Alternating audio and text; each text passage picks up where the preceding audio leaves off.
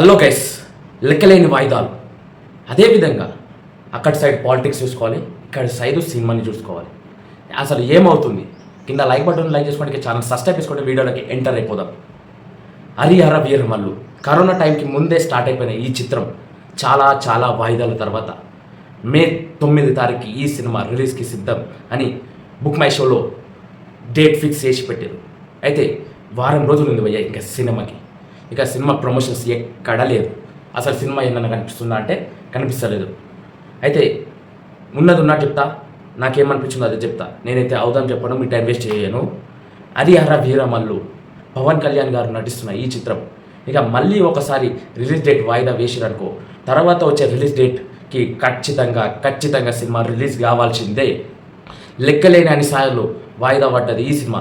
ప్రపంచంలో ఏ సినిమా పడలేదు ఇంత వాయిదాలు, అన్ని వాయిదాలు పడ్డాయి అని చెప్పుకోవచ్చు.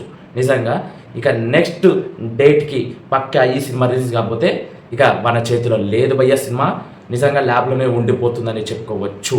ఇక హరిహర వీరమల్లు ఫ్యాన్స్ అందరూ ఏమనుకుంటున్నారు, అదేవిధంగా పవన్ కళ్యాణ్ ఫ్యాన్స్ అందరూ ఏమనుకుంటున్నారో కింద కామెంట్ సెక్షన్ కామెంట్ చేసి, అదేవిధంగా మన ఛానల్ సబ్స్క్రైబ్ చేసుకొని లైక్ చేసుకొని మరిన్ని అప్డేట్స్ చేసుకోవడానికి జై హింద్.